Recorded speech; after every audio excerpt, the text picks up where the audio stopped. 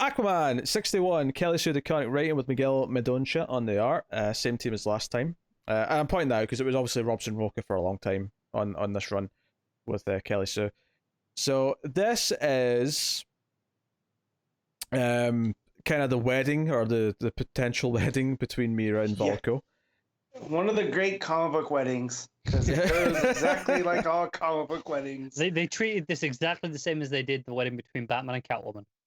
Except there wasn't a huge build and 14 tie-ins and you know. The other thing is though, is I actually thought there was going to be a wedding. I thought she was, because there was a point where she was making a speech about marrying someone who's her equal, and and admittedly I did laugh out loud when Orm stands up and goes, "Yes, I will marry you."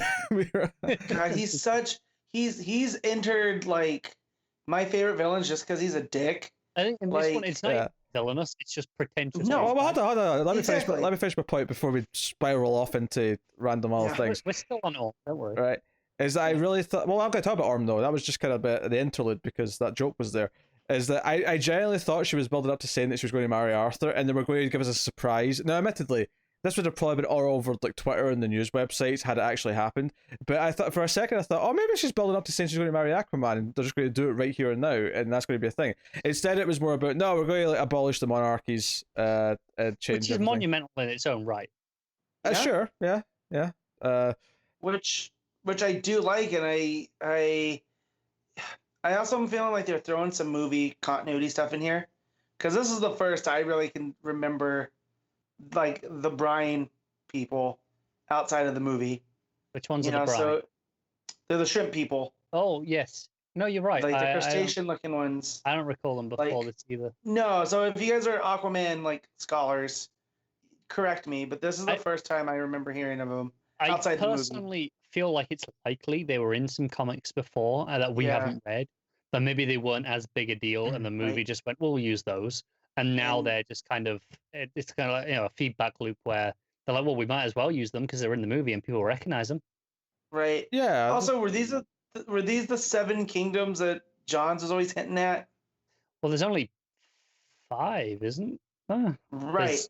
I mean, I suppose Atlantis, 6. Atlantis, Zebel, Brine, Zebel, Rights, the Trench, and the Sea Lights. Yeah. That's only 6.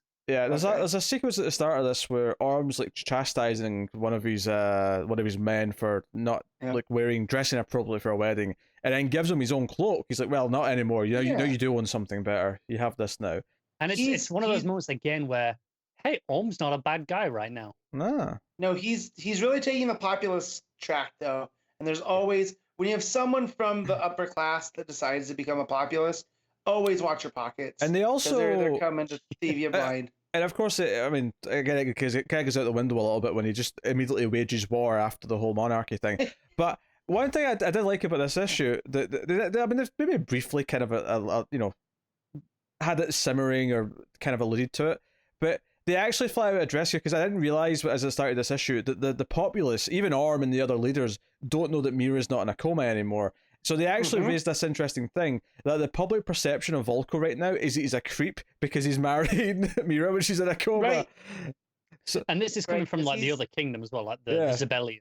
Because she has this big grand entrance because Orm's making this speech about stuff, and then Mira makes this big entrance with a big green wedding dress, and everyone's like, "Oh, she's up, she's awake, she's alive." I was like, and Orm's like, "Shit, Plan B." Yeah, I love it because it cuts to Volko during Mira's speech, and like whoever's talking to him is like, "Hey, this must be good for you. Like, not everyone thinks you're not a pervert anymore." Yeah. Well, and I also like that Mira dissolves the widowhood because they've been, causing problems with pain in the ass for like a decade at least. Yeah. Yeah, and so she's taking control of the Atlantean culture, which I do like that Kelly Sue's taking from that from the Abnett stuff, right? Where we saw the tiered, the whole different tribes. And as much as we know Aquaman is, or Kelly Sue, sorry, I should be specific, is coming to an end on this book. Right.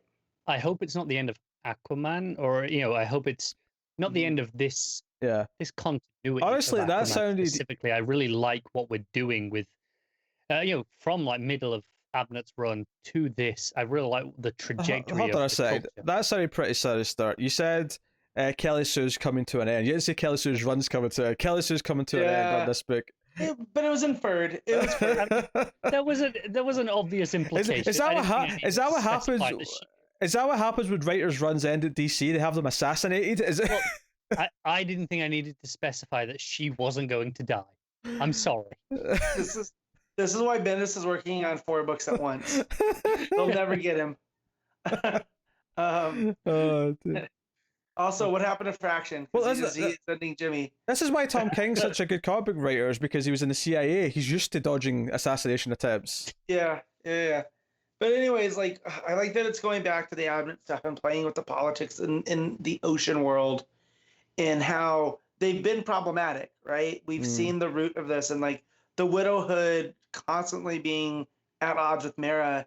And so I finally like that Mara's like, why? What do you do?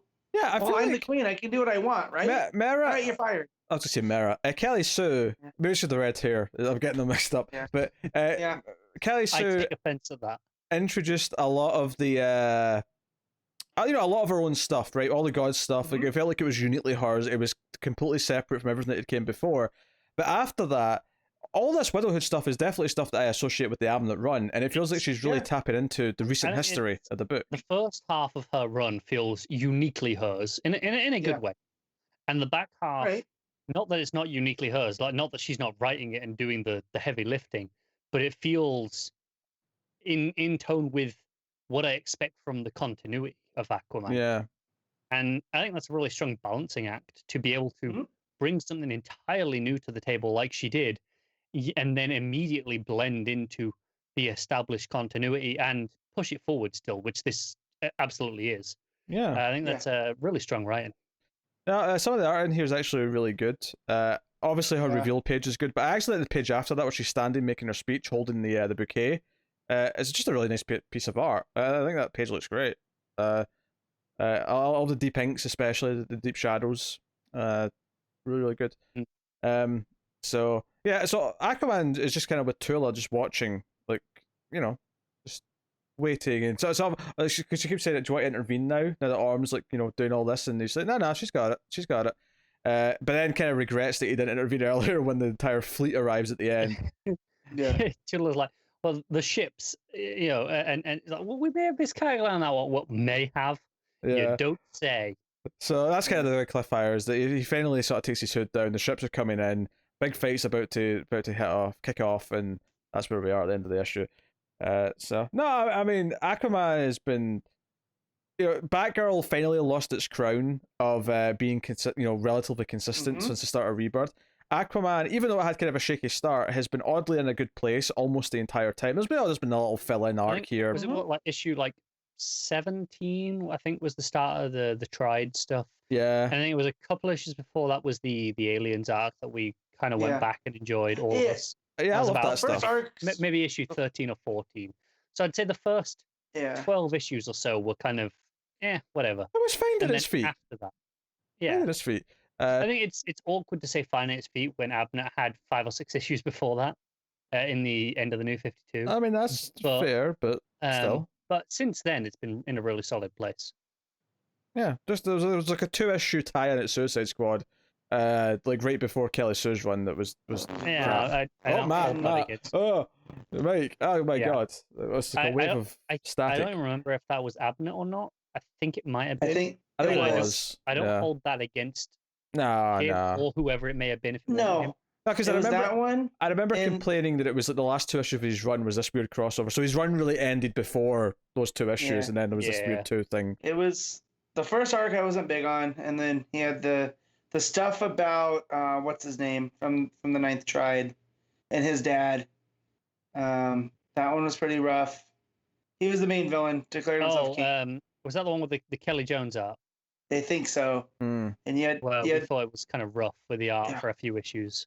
Yeah, and then the story of his dad, and it was real like trite and like, this is all basic villain. Yeah. Yes. So we're not saying this book has been perfect the entire time. No, but it has been solid for 90%. I would say. But when you look at the 60-issue kind of volume of this Aquaman run, as it were, way more good than there's bad. I think shockingly pretty good. Last issue will be 65 5. Sounds about right, I guess. I'd say probably about 45 of those are in the really good territory. Yeah, yeah. Which is absolutely not bad at all. So, yeah, that was a solid issue, Aquaman. Matt, Yeah, what you giving it? I'm gonna give it an 8. Connor? Yeah, it's an 8 from me too. I'll also give it the flat 8. There you go.